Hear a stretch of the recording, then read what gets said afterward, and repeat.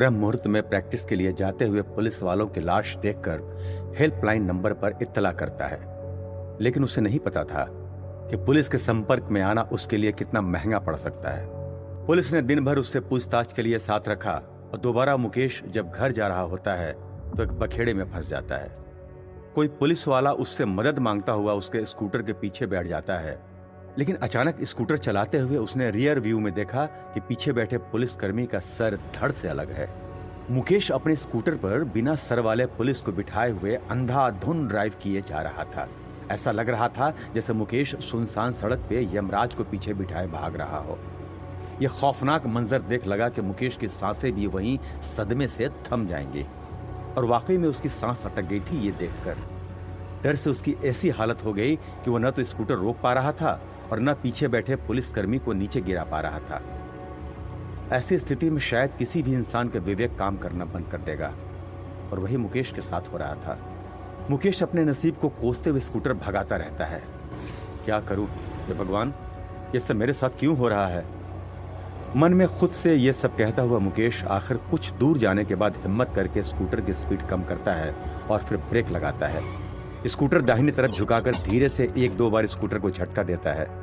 वो पीछे पड़ी लाश से छुटकारा पाना चाह रहा था। ये सब करते हुए मुकेश ने डर से अपनी आंखें बंद ही रखी हुई थी, और तभी पीछे बैठा लाश धड़ाम से नीचे सड़क पर गिरता है। लाश के गिरने के बाद मुकेश धीरे से अपनी आंख खोलकर पीछे पलटकर पुलिस वाले का धड़ देखता है। उसे देख मुकेश परेशान होकर अपना सर पकड़ लेता है और खुद से कहता है, अगर इस बार पुलिस को फोन किया तो वो पक्का मुझे अंदर कर देंगे।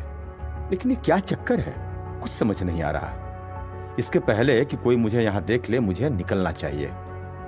मुकेश जल्दी से स्कूटर स्टार्ट करता है और वापस भागना शुरू करता है। दूर से ऐसा प्रतीत होता है कि जैसे स्कूटर की हेडलाइट स्पीड में सड़क पर दौड़ रही है। इतनी स्पीड में तो शायद पिज्जा डिलीवरी बॉय भी नहीं भागता होगा। आखिर बात यहां गर्म पिज्जा की नहीं बल्कि जिंदगी और मौत की थी। खैर, मुकेश हाँफते हुए घर पहुंचकर स्कूटर पार्क करता है, तभी देखता है कि उसके स्कूटर के बैक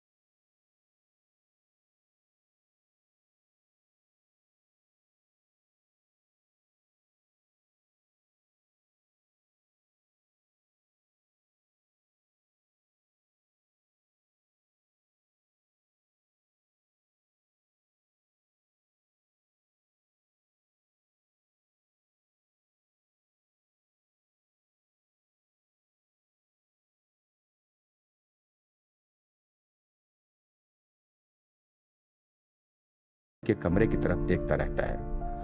वो अपनी रोजमर्रा की बातों को लेकर परेशान थे, लेकिन उन्हें नहीं पता था कि आज मुकेश ने पूरा दिन किन मुसीबतों का सामना किया है। किस तरह उसका आज का सारा दिन पुलिस और लाशों के बीच गुजरा है। मुकेश अपने कमरे में आते ही बैग खोलकर अपना जैकेट निकालता है और उस पर लगे खून के छींटे देखकर सोचता है, इस जैकेट और बैग को जलाकर फेंकना ठीक रहेगा।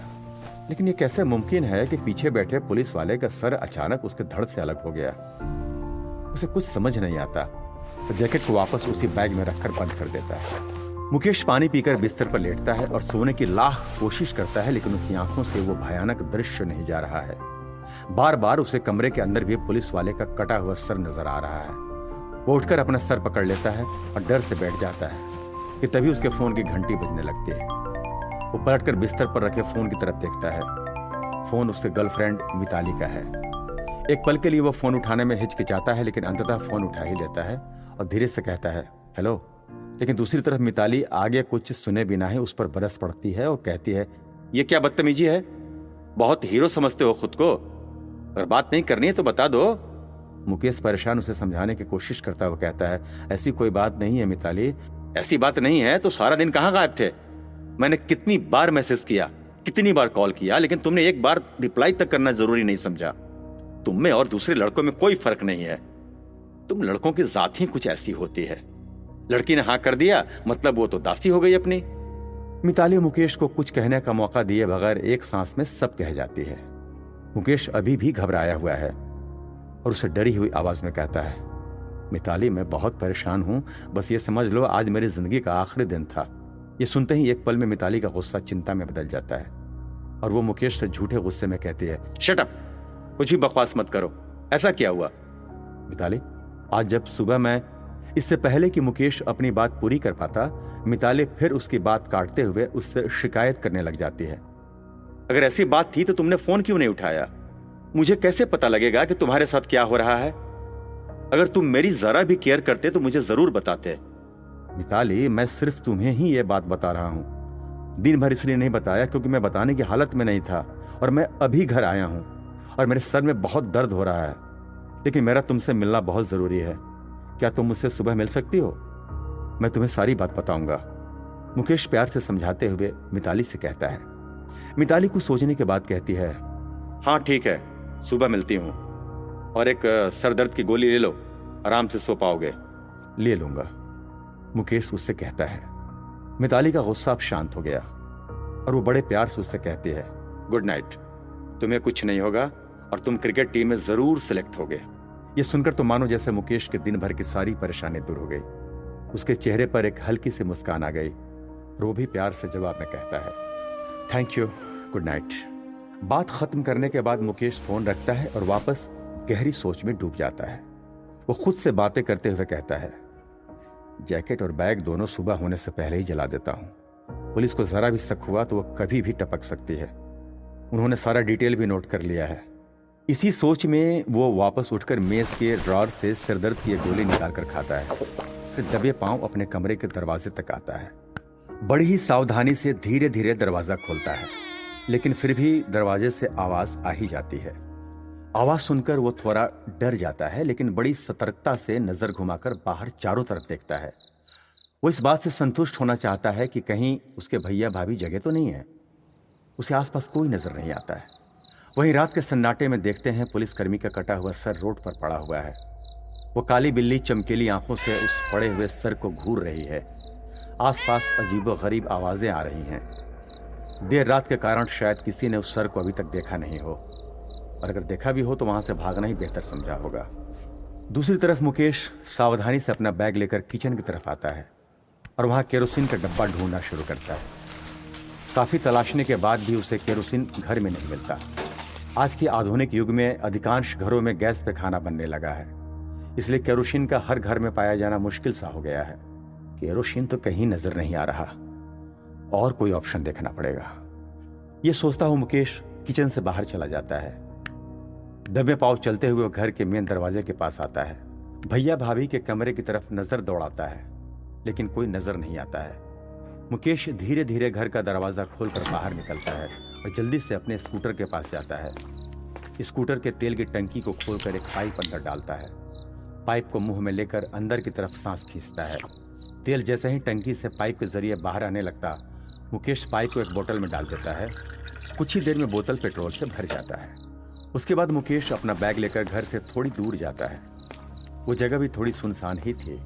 वहां कचरे का ढेर पड़ा हुआ होता है और कुछ कुत्ते उसे देख भौंकने लगते हैं। मुकेश उनकी आवाज से डर जाता है। उसे लगता है कि कहीं कोई जग न जाए। मुकेश जल्दी से बैग नीचे रखता है, अपना जैकेट निकालता है और उस पर पेट्रोल उड़ेल देता है। थोड़ा पेट्रोल बैग के अंदर भी डाल देता है और फिर माचिस की तीली जलाकर उस पर फेंक देता है। जैकेट और बैग दोनों फौरन आग पकड़ लेते हैं और दोनों धू धू करके जलने लगते हैं।